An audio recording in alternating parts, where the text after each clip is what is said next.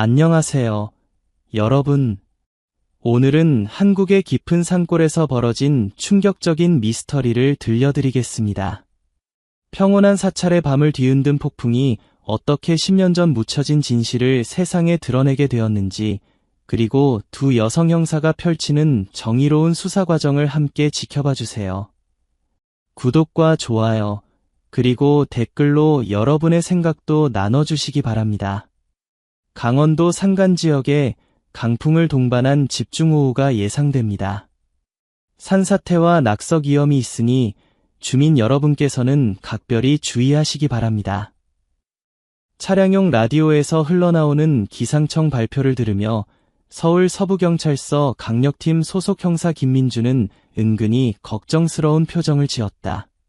창밖으로는 이미 먹구름이 하늘을 뒤덮기 시작했고 해질녘의 마지막 햇살마저 구름에 가려 어스름한 빛만 남겨두고 있었다. 언니, 날씨가 심상치 않네요. 조수석에 앉은 박소영이 하늘을 올려다보며 말했다. 35살의 김민주는 경찰대학을 졸업하고 15년간 현장에서 몸담아온 베테랑 형사였다. 냉철한 판단력과 과학적 수사기법에 대한 절대적 신뢰를 바탕으로 수많은 사건을 해결해온 그녀는 감정보다는 논리와 증거를 우선시하는 스타일이었다. 반면 28살의 박소영은 민주보다 7살 어렸지만 뛰어난 직감과 공감 능력으로 사람들의 미묘한 심리 변화를 읽어내는데 탁월한 재능을 보였다. 서로 다른 성향이지만 그렇기에 완벽한 호흡을 자랑하는 파트너였다. 이들은 강원도 정선에서 발생한 사기 사건 수사를 성공적으로 마무리하고 서울로 돌아가는 길이었다. 일주일간의 출장이었지만 예상보다 빨리 용의자를 검거할 수 있었다. 피해자들도 대부분의 피해금을 되찾을 수 있게 되어 뿌듯한 마음으로 기경길에 오른 것이었다. 하지만 날씨가 문제였다. 오후 내내 점점 짙어지던 구름이 이제는 하늘 전체를 뒤덮었고 바람도 점점 강해지고 있었다. 산길을 따라 구불구불 이어지는 도로를 달리던 그들의 차량에도 강풍의 영향이 느껴지기 시작했다. 일기예보에서는 밤늦게 온다고 했는데 민주가 중얼거렸다. 하지만 자연은 인간의 예측을 비웃기라도 하듯 곧바로 굵은 빗방울들이 아뷰리를 두드리기 시작했다. 처음에는 듬성듬성 떨어지던 빗방울이 순식간에 폭포수가 되어 쏟아져 내렸다. 와이퍼가 최고 속도로 움직여도 시야는 불과 몇 미터밖에 확보되지 않았다. 언니, 너무 위험해요. 속도를 더 줄이는 게 좋을 것 같아요. 소영이 걱정스러운 목소리로 말했다. 민주는 이미 속도를 시속 30km까지 줄인 상태였다. 하지만 강풍이 차량을 좌우로 흔들어대고 있어 핸들을 꽉 잡고 있어야 했다. 산길이라 가드레일도 제대로 설치되지 않은 구간이 많아 자칫 잘못하면 계곡으로 떨어질 위험도 있었다. 앞에 뭔가 있어요. 소영이 갑자기 소리쳤다. 천천히 달리던 차량이 급정거했다. 도로 한가운데 거대한 소나무 한 그루가 뿌리째 뽑혀 완전히 길을 막고 있었다. 직경이 1m는 좋게 되어 보이는 고목이었다. 폭풍에 견디지 못하고 넘어진 것이었다. 이런 민주가 한숨을 내쉬었다. 차에서 내려 확인해봤지만 도저히 차량으로는 통과할 수 없는 상황이었다. 나무 주변으로 돌아가려 해도 한쪽은 산비탈이고 다른 쪽은 깊은 계곡이어서 우회로도 없었다. 휴대폰 신호는 어때요? 민주가 물었다. 소영이 휴대폰을 확인해봤지만 안테나 표시는 전혀 뜨지 않았다. 완전히 두절됐어요. 이 산골에서는 원래 신호가 약했는데 폭풍까지 치니까. 두 사람은 주변을 둘러봤다. 사방이 산과 숲으로 둘러싸인 이곳에는 민가 하나 보이지 않았다. 비는 더욱 거세게 쏟아지고 있었고 강풍도 점점 심해지고 있었다. 차 안에 그대로 있기에는 너무 위험했다. 언제 또 다른 나무가 쓰러져 차량을 덮칠지 모를 상황이었다. 저기, 불빛이 보여요. 소영이 갑자기 외쳤다. 민주도 소영이 가리키는 방향을 보았다. 비와 바람으로 흐릿하긴 했지만 산자락 어딘가에서 희미한 불빛이 새어 나오고 있었다. 건물의 실루엣도 어렴풋이 보였다. 사찰인 것 같네요. 민주가 눈을 찡그리며 자세히 들여다보았다. 한국 전통 건축물 특유의 지붕 곡선과 처마의 모양이 어둠 속에서도 구분되었다. 그리고 그 불빛은 확실히 전등 불빛이었다.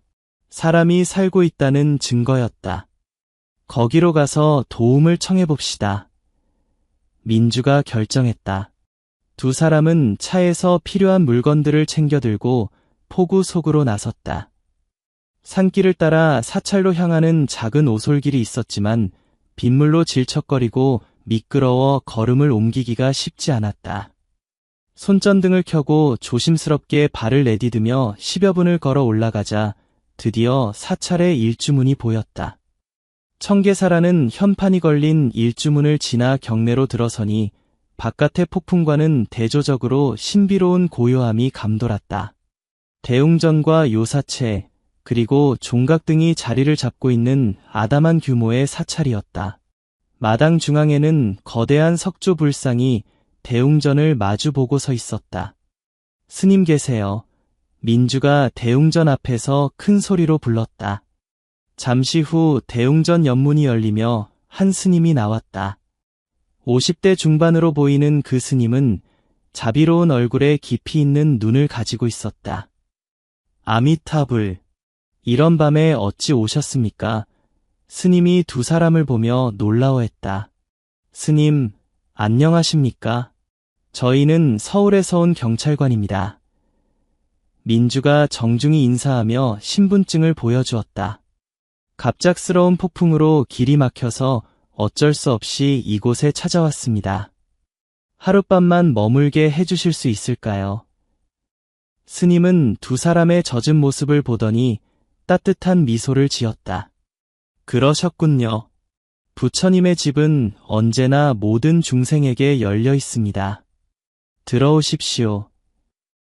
스님은 자신을 진각 스님이라고 소개하며 두 사람을 요사체의 한 방으로 안내했다. 방은 소박했지만 깨끗했고 온돌이 따뜻하게 데워져 있었다. 젖은 옷은 이곳에 널어두시고 이 옷들로 갈아입으십시오. 진각 스님이 승복과 속옷을 가져다 주었다.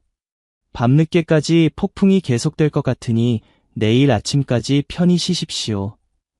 정말 감사합니다. 스님, 소영이 깊이 고개를 숙였다. 천만에요. 내일이면 날씨도 개고 길도 뚫릴 것입니다.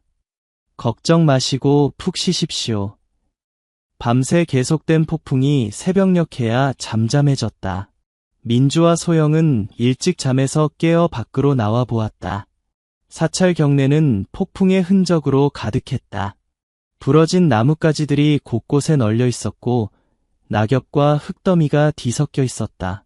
이렇게 된 이상 정리를 도와드리는 게 맞겠어요. 민주가 말했다. 두 형사는 자발적으로 경내 정리 작업에 참여했다. 진각 스님과 이 사찰에 머물고 있던 다른 스님들, 그리고 인근 마을에서 올라온 신도들과 함께 부러진 나뭇가지를 치우고 낙엽을 쓸어 모았다. 작업을 하던 중 마당 중앙에 거대한 석조불상의 이상이 생긴 것을 발견했다.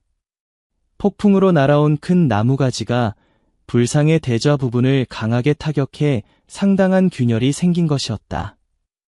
아, 이런 진각 스님이 안타까워하며 불상을 살펴보았다. 이 불상은 10년 전에 이 지역 출신의 독지가가 시주해 주신 소중한 것인데 누가 시주하신 거예요? 소영이 호기심 어린 목소리로 물었다. 박재호라는 분입니다. 이곳에서 태어나 서울에서 크게 성공하신 사업가십니다. 고향에 보답하고자 이 불상을 시주해 주셨죠. 민주와 소영은 불상의 손상 부위를 자세히 살펴보았다. 대좌 부분의 균열이 상당히 깊어서 내부 구조가 일부 보였다. 그런데 이상했다. 석조 불상이라면 내부가 꽉 차 있어야 하는데 균열 사이로 빈 공간이 보이는 것 같았다. 언니, 이상해요. 소영이 민주의 소매를 살짝 잡아당겼다. 민주도 소영과 같은 것을 눈치챘다. 손전등으로 균열 사이를 비춰보니 확실히 내부에 공간이 있었다. 그리고 그 공간에 뭔가 물체가 들어있는 것 같았다. 스님, 잠깐만요. 민주가 진각 스님을 불렀다. 이 불상 내부에 뭔가 있는 것 같은데요. 진각 스님도 놀라서 다가와 확인해 보았다. 손전등 불빛에 비친 것은 비닐로 포장된 무언가였다. 이상하네요. 불상을 만들 때 내부에 뭔가를 넣는 경우도 있지만 비닐 포장은 진각 스님도 고개를 갸우뚱했다. 민주와 소영의 직업적 본능이 발동했다. 이것은 단순한 우연이 아닐 가능성이 높았다. 스님, 저희가 이것을 조사해봐도 될까요? 민주가 조심스럽게 물었다. 무슨 일인지요? 저희는 형사입니다. 만약 이것이 범죄와 관련된 증거물이라면 반드시 조사해야 합니다. 진각 스님은 잠시 고민하더니 고개를 끄덕였다. 부처님 앞에 숨겨진 것이 선하지 못한 것이라면 그것이 드러나는 것도 부처님의 뜻일 것입니다. 조사해 보십시오. 민주는 조심스럽게 균열 부위를 넓혀 비닐 포장을 꺼냈다. 상당히 오래된 것 같았다. 비닐이 누렇게 변색되어 있었고 습기로 인해 일부가 손상되어 있었다. 포장을 조심스럽게 열어보니 그 안에는 오래된 서류들과 사진, 그리고 작은 일기장 같은 것들이 들어있었다. 서류를 펼쳐보는 순간 두 형사의 표정이 급변했다. 이것은 소영이 떨리는 목소리로 말했다. 10년 전 미제 사건이야. 민주의 얼굴이 굳어졌다. 서류에는 10년 전 이 지역에서 발생한 살인사건에 관한 내용이 담겨 있었다. 피해자는 최영미라는 23살의 젊은 여성이었다. 당시 이 사건은 용의자를 찾지 못한 채 미제 사건으로 분류되어 수사가 중단된 상태였다. 하지만 이 서류들은 단순한 공식 기록이 아니었다. 피해자 최영미가 직접 작성한 것으로 보이는 일기장, 누군가에게 보내려던 편지, 그리고 여러 장의 사진들이 포함되어 있었다. 일기장을 읽어보니 영미의 절망적인 상황이 생생하게 드러났다. 그 사람이 너무 무서워요. 처음에는 저에게 잘해주는 줄 알았는데 점점 본색을 드러내기 시작했어요. 그의 더러운 비밀을 알게 된 후로는 제 인생이 지옥이 되었어요. 그는 저를 이용해서 돈을 벌려고 했어요. 불법적인 일들을. 저는 거부했지만 그는 협박했어요. 제 가족들을 해치겠다고. 이제 더 이상 참을 수 없어요. 하지만 그를 고발하기에는 그의 권력이 너무 커요. 경찰들 중에도 그와 연결된 사람들이 있다고 들었어요. 일기의 마지막 부분은 더욱 절망적이었다.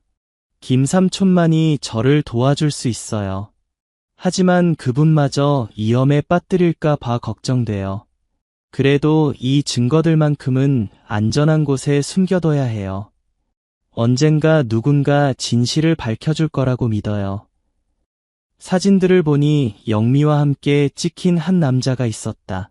나이는 30대 초반으로 보였고 잘생긴 외모에 비싸 보이는 옷을 입고 있었다. 하지만 그의 눈에는 차가운 기운이 서려 있었다. 이 남자가 누구일까요? 소영이 사진을 들며 물었다. 민주가 다른 서류들을 뒤져보니 그 남자의 정체를 알 수 있는 단서가 있었다. 한 장의 명함이 사진과 함께 끼워져 있었는데 거기에는 박재호, 대한건설 대표이사라고 적혀 있었다. 박재호, 민주가 중얼거렸다. 진각 스님이 말씀하신 그 독지가와 같은 이름이네요. 설마 같은 사람일까요? 소영이 의심스러운 표정을 지었다. 영미의 일기에서 언급된 김삼촌에 대한 단서도 있었다. 서류 사이에 작은 메모지가 끼워져 있었는데 거기에는 오래된 전화번호와 함께 김영석 삼촌이라고 적혀 있었다. 일단 본청에 연락해서 이 사건에 대한 자료를 요청해 봅시다. 민주가 말했다. 하지만 여전히 휴대폰 신호가 약했다. 사찰에서 조금 더 높은 곳으로 올라가야 신호를 잡을 수 있었다. 제가 올라가서 연락해 볼게요. 소영이 휴대폰을 들고 뒷산으로 향했다. 1시간 후 소영이 중요한 정보를 가지고 돌아왔다. 언니, 본청에서 확인했어요. 10년 전 최영미 살인 사건, 실제로 있었던 미제 사건이에요. 그리고 김영석이라는 사람도 찾았어요. 어디 있어? 현재 춘천에 거주하고 있대요. 주소도 확인했어요. 민주와 소영은 즉시 춘천으로 향했다. 다행히 폭풍이 지나간 후 도로도 뚫렸고 차량 운행에는 문제가 없었다. 춘천의 한 낡은 연립주택 반지하에서 김영석을 찾을 수 있었다. 60대 초반으로 보이는 그는 수척한 얼굴에 불안한 눈빛을 하고 있었다. 김영석 씨십니까? 민주가 문을 두드리며 물었다. 문이 조금 열리더니 경계심 가득한 얼굴이 나타났다. 누구세요? 저는 아무것도 모릅니다. 그는 문을 닫으려 했지만 소영이 재빨리 문을 잡았다. 아저씨, 저희는 경찰입니다. 소영이 신분증을 보여주며 부드럽게 말했다. 최영미에 관해 이야기하고 싶습니다. 영미의 이름을 듣는 순간 김영석의 얼굴이 창백해졌다. 그의 눈에 눈물이 고이기 시작했다. 영미, 우리 조카딸. 김영석은 결국 두 형사를 집 안으로 들였다. 그리고 10년간 가슴에 묻어두었던 이야기를 털어놓기 시작했다.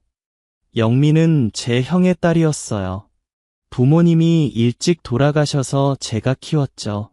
착하고 예쁘고 꿈도 많았던 아이였어요. 김영석의 목소리는 떨렸다. 그런데 그 악마 같은 놈을 만나면서 모든 게 바뀌었어요. 박재호. 그놈이 영미를 이용해서 더러운 돈을 벌려고 했어요. 구체적으로 어떤 일이었나요? 민주가 물었다. 박재호는 당시 신흥 건설업체를 운영하고 있었어요. 하지만 정당한 방법으로는 돈을 벌 수 없었죠. 그래서 부정한 수단들을 썼어요. 가짜 서류, 뇌물, 불법 하청, 김영석이 주먹을 불끈 쥐었다. 영미가 그런 것들을 알게 되었나요? 영미는 처음에는 몰랐어요. 박재호가 자신을 사랑한다고 믿었거든요.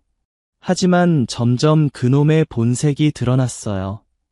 영미에게 불법적인 일들을 시키려 했거든요.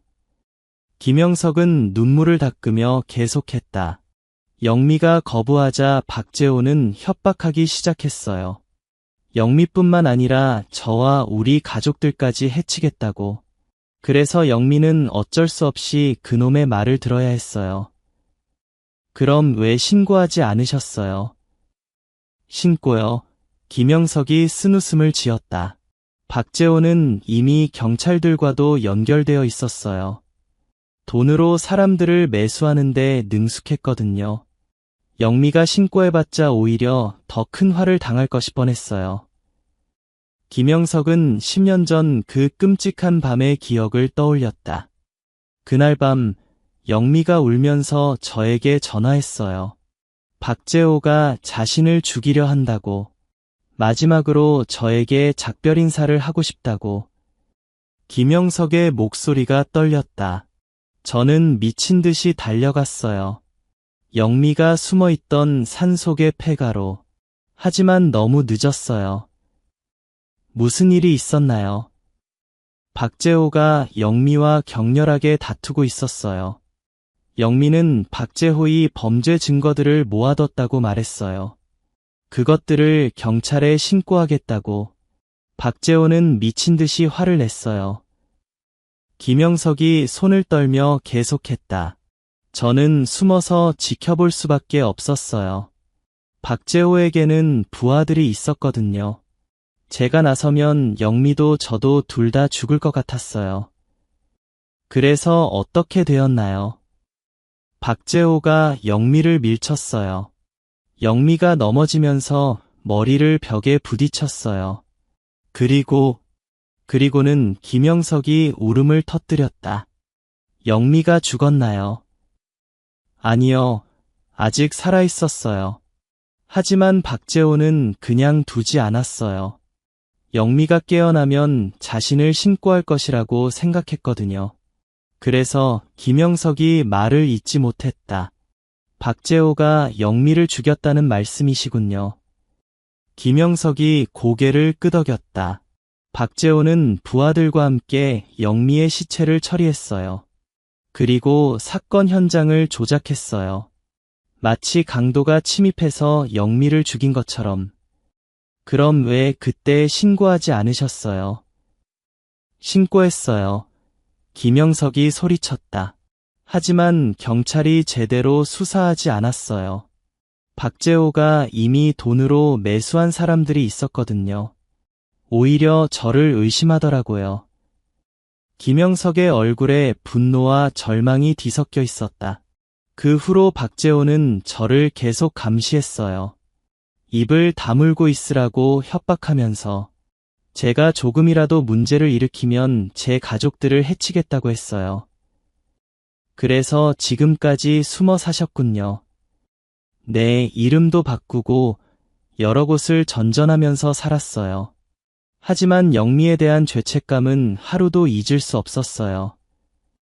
민주와 소영은 김영석의 증언을 녹음하고 상세한 진술서를 작성했다. 하지만 이것만으로는 부족했다.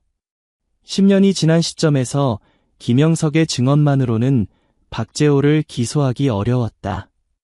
물적 증거가 더 필요해요. 민주가 말했다. 불상에서 나온 서류들이 있잖아요. 소영이 말했다. 그것들도 중요하지만 박재호와 직접 연결시킬 수 있는 더 확실한 증거가 있어야 해요. 그때 김영석이 중요한 정보를 제공했다. 박재호가 오늘 밤 그 사찰에 간다는 소문을 들었어요. 뭐라고요? 옛날 동네 사람 중 하나가 연락을 줬어요. 박재호가 불상 손상을 직접 확인하러 온다고 하더라고요. 아마 그 안에 숨겨둔 증거들이 발견될까 봐 걱정되는 모양이에요. 이것은 절호의 기회였다. 박재호를 현장에서 검거할 수 있다면 더할 나위 없이 좋은 상황이었다. 민주는 즉시 본청에 연락해 지원을 요청했다. 이번에는 충분한 증거와 증인이 있었기 때문에 상부의 승인을 받을 수 있었다. 특수부대와 강력팀이 지원됩니다. 오늘 밤 작전을 수행하겠습니다. 본청의 답변이었다. 그날 밤 청계산은 깊은 정적에 쌓여 있었다. 달빛이 사찰 경내를 은은하게 비추고 있었고 어디선가 진도개의 울음소리가 들려왔다. 민주와 소영, 그리고 특수부대원들은 사찰 주변에 매복해 있었다. 진각 스님은 상황을 파악하고 협조하기로 했다. 오후 11시 30분경 검은색 벤츠 한 대가 사찰 입구에 도착했다. 박재호가 2명의 경호원과 함께 내렸다. 10년 전 사진에서 보았던 그 남자였지만 이제는 50대가 된 모습이었다. 비싸 보이는 양복을 입고 있었지만 그의 표정은 초조해 보였다. 불상 상태를 확인하러 왔습니다. 박재호가 진각 스님에게 말했다. 네, 그런데 밤늦은 시간에 직접 오실 필요까지는. 중요한 문화재잖습니까? 빨리 수리해야죠. 박재호는 서둘러 마당 중앙의 불상으로 향했다. 손전등을 켜고 균열 부위를 자세히 살펴보기 시작했다. 그의 얼굴이 점점 창백해졌다. 균열 내부가 텅 비어 있는 것을 확인한 것이었다. 이런... 어떻게 박재호가 중얼거렸다. 바로 그때 사방에서 강력한 조명이 켜졌다. 박재호, 당신은 체포됩니다. 민주의 목소리가 밤 공기를 가르며 울려 퍼졌다. 특수부대원들이 사방에서 나타나 박재호와 경호원들을 포위했다. 뭔 소리야. 나는 아무것도 안 했어. 박재호가 당황하며 소리쳤다. 소영이 비닐 포장지에 든 증거물들을 들고 나왔다. 10년 전 최영미를 살해한 증거가 모두 여기 있습니다. 박재호의 얼굴에서 혈색이 완전히 사라졌다. 그런 게 어디 있다는 거야. 나는 최영미 같은 여자 모른다. 모른다고요? 민주가 냉소적으로 웃었다. 그럼 당신이 이 불상 안에 숨겨둔 이것들은 뭡니까? 박재호는 더 이상 부인할 수 없다는 것을 깨달았다. 그의 어깨가 축 늘어졌고 얼굴에 절망적인 표정이 떠올랐다. 알겠다. 내가 했다. 내가 영미를 죽였다. 갑작스러운 자백에 현장의 모든 사람들이 놀랐다. 왜 그랬습니까? 소영이 물었다. 박재호의 눈에 광기 어린 빛이 떠올랐다. 그 여자가 내 모든 것을 망치려고 했어. 나는 가난한 시골 출신이야. 이 자리까지 올라오는데 얼마나 힘들었는지 알아? 그는 주먹을 불끈 쥐며 계속했다. 처음에는 영미를 정말 사랑했어. 하지만 그 여자가 점점 욕심을 부리기 시작했어. 내 사업의 비밀들을 캐내려고 하고 나를 협박하려고 했어. 그래서 죽였다는 말입니까? 나는 의도하지 않았어. 그냥 조용히 하라고 했을 뿐이야. 하지만 그 여자가 경찰에 신고하겠다고 하더라고. 내가 쌓아올린 모든 것이 무너질 수 있었어. 박재호는 자신의 범죄를 상세히 털어놓기 시작했다. 그날 밤 영미와 만나서 마지막으로 설득해보려고 했어.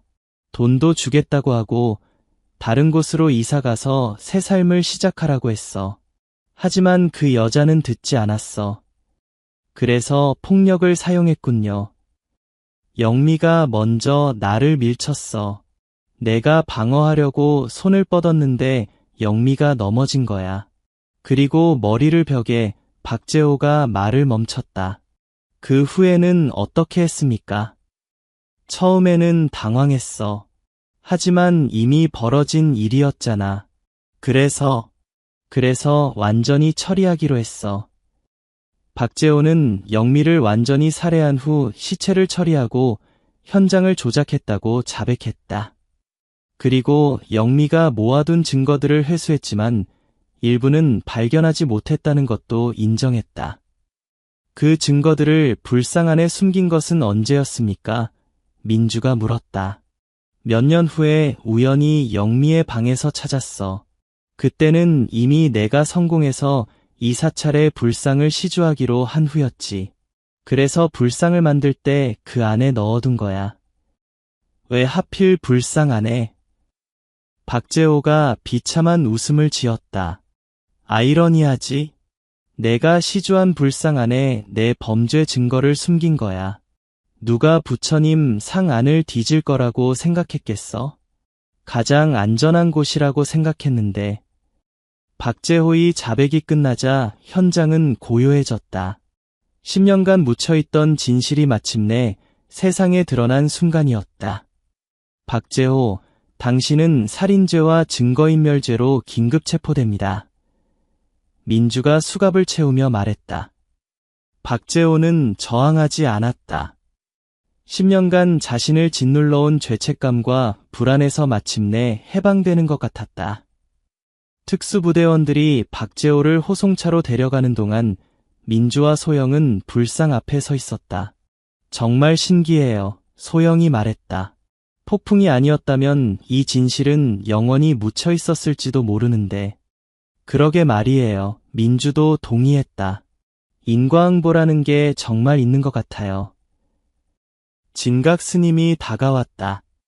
부처님께서 진실을 드러내 주신 것 같습니다. 이제 최영미 보살의 원혼도 편히 쉴 수 있을 것입니다. 사건이 해결된 후 언론은 큰 관심을 보였다. 10년 전 미제 사건이 극적으로 해결된 것은 전국적인 뉴스가 되었다. 박재호는 1심에서 무기징역을 선고받았다. 그의 재산은 피해자 가족과 그동안 피해를 본 다른 사람들에게 배상금으로 지급되었다. 김영석은 더 이상 숨어 살 필요가 없어졌다. 그는 최영미의 무덤 앞에서 오랫동안 참회의 눈물을 흘렸다. 영미야, 삼촌이 늦었지만 진실을 밝혔다. 이제 편히 쉬어라. 청계사에서는 새로운 불상을 조성하기로 했다. 이번에는 완전히 투명한 과정을 거쳐서 숨길 것이 전혀 없는 깨끗한 불상으로 진실이 드러나는 것, 그것이 진정한 공덕입니다. 진각 스님이 말했다. 한 달 후 민주와 소영은 다시 청계사를 찾았다. 이번에는 사건 때문이 아니라 개인적인 방문이었다. 사찰은 완전히 복구되어 있었다. 새로운 불상이 마당 중앙에 서 있었고 그 옆에는 진돗개 한 마리가 꼬리를 흔들며 그들을 맞았다. 이 개는 어디서 온 거예요? 소영이 개를 쓰다듬으며 물었다. 사건이 해결된 후부터 여기 나타났어요. 진각 스님이 답했다. 마을 사람들은 최영미 보살이 보낸 수호견이라고 말하더군요. 개는 유난히 영리해 보였다. 마치 모든 것을 이해하고 있는 것 같은 눈빛이었다. 정말 신기한 일들이 많이 일어났어요. 민주가 감회에 잠긴 목소리로 말했다. 부처님께서 인도해 주신 일들이죠. 진각 스님이 미소를 지었다. 두 형사는 이 사건을 통해 더욱 깊은 신뢰를 쌓게 되었다. 그들은 앞으로도 계속해서 정의를 위해 싸울 것이었다. 그로부터 6개월 후 박재호 사건은 대법원에서도 확정되었다. 추가 수사를 통해 그가 저지른 다른 범죄들도 모두 밝혀졌다. 부정부패, 탈세, 그리고 여러 건의 폭행 사건들이었다. 한 사람의 욕심이 얼마나 많은 사람들을 불행하게 만드는지 보여주는 사례예요. 소영이 말했다. 사건의 여파는 건설업계 전반에 걸쳐 일어났다. 박재호와 연관된 여러 부정부패 사건들이 연쇄적으로 드러났고 정부는 건설업계의 투명성을 높이는 새로운 정책들을 발표했다. 최영미의 이야기는 많은 사람들에게 용기를 주었다. 특히 폭력과 협박에 시달리고 있는 여성들에게 희망의 메시지가 되었다. 여러 시민단체들이 최영미 기금을 조성해 비슷한 처지의 여성들을 돕기 시작했다. 김영석은 새로운 삶을 시작했다. 10년간의 도피 생활을 끝내고 춘천에 작은 목공소를 열었다. 그는 틈틈이 청계사를 방문해 최영미를 위한 기도를 올렸다. 영미가 마지막까지 포기하지 않고 증거를 남겨둔 덕분에 진실이 밝혀졌어요. 김영석이 민주와 소영에게 말했다. 영미 씨는 정말 용감한 분이었어요. 소영이 답했다. 김영석은 최영미의 일기장을 다시 읽어보며 조카딸의 마지막 의지를 되새겼다. 영미는 죽음 앞에서도 진실을 포기하지 않았다. 그 용기가 10년 후 정의를 실현시킨 것이었다. 청계사의 진돗개는 이제 사찰의 마스코트가 되었다. 마을 사람들은 그 개를 영미라고 불렀다. 개는 매일 아침 새로운 불상 앞에서 짖었는데 마치 영미의 영혼에게 안부를 묻는 것 같았다. 동물들은 사람보다 더 순수한 마음을 가지고 있어요. 진각 스님이 말했다. 영미도 분명히 개를 통해 우리에게 감사 인사를 전하고 있을 거예요. 진돗개는 가끔 밤하늘을 올려다보며 길게 울었다. 그럴 때마다 별들이 더욱 밝게 빛나는 것 같았다. 박재호 사건은 한국 사회에 큰 파장을 일으켰다. 권력과 돈으로 진실을 덮으려 했던 시도가 결국 실패로 돌아간 상징적인 사건이었다. 여러 대학에서는 이 사건을 소재로 한 연구 논문들이 발표되었다. 형사법학, 사회학, 그리고 종교학 분야에서 다양한 관점으로 분석되었다. 현대사회에서도 인과응보의 법칙이 작동한다는 것을 보여주는 사례라는 평가가 많았다. 민주와 소영은 이 사건으로 인해 승진했다. 하지만 그들에게 더 중요한 것은 정의가 실현되었다는 사실이었다.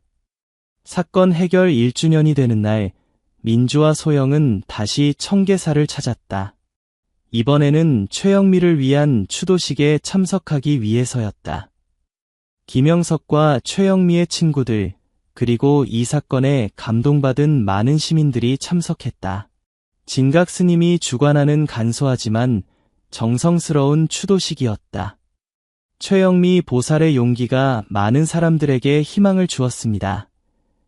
진각 스님이 추도사를 했다. 그분의 정신은 앞으로도 계속 이어질 것입니다. 새로운 불상 앞에는 작은 명패가 세워져 있었다. 진실은 영원하고 정의는 반드시 실현된다. 최영미를 기리며. 그로부터 몇 년이 흘렀다. 민주와 소영은 계속해서 파트너로 활동하며 수많은 사건들을 해결했다. 하지만 그들에게 청계사 사건은 특별한 의미로 남아 있었다. 우연한 폭풍이 불러온 만남이 어떻게 오래된 진실을 세상에 드러낼 수 있는지를 보여준 사건이었다. 그리고 정의는 늦을 수 있지만 결코 사라지지 않는다는 것을 증명한 사건이었다. 청계사의 진돗개는 여전히 그곳에서 살고 있다. 이제는 나이가 들어 움직임이 느려졌지만 여전히 매일 아침 불상 앞에서 짖는다. 마을 사람들은 그것이 최영미의 영혼과 나누는 대화라고 믿고 있다. 진각 스님도 늙었지만 여전히 건강하다. 그는 가끔 방문하는 사람들에게 이야기를 들려준다. 진실과 정의의 힘에 대해, 그리고 인과응보의 법칙에 대해. 모든 일에는 때가 있습니다. 스님이 자주 하는 말이다. 진실도 때가 되면 반드시 드러나게 되어 있어요. 민주와 소영은 이제 각자 팀장이 되어 후배들을 지도하고 있다. 그들은 후배들에게 이 사건의 교훈을 전수한다. 포기하지 않는 끈기, 진실에 대한 믿음, 그리고 정의를 향한 의지의 중요성을. 어떤 진실도 영원히 숨겨질 수는 없다. 그리고 진실을 찾는 사람들이 있는 한 세상의 어둠은 결국 빛에 의해 물러날 것이다. 청계사의 진돗개가 오늘 밤도 별을 보며 짖는다. 그 울음소리에는 슬픔이 아닌 평안함이 담겨 있다. 마침내 모든 것이 제자리를 찾았다는 안도감이. 폭풍이 드러낸 진실은 이제 많은 사람들의 마음에 깊이 새겨져 있다. 그리고 그 진실은 앞으로도 계속해서 정의로운 세상을 만들어가는 원동력이 될 것이다.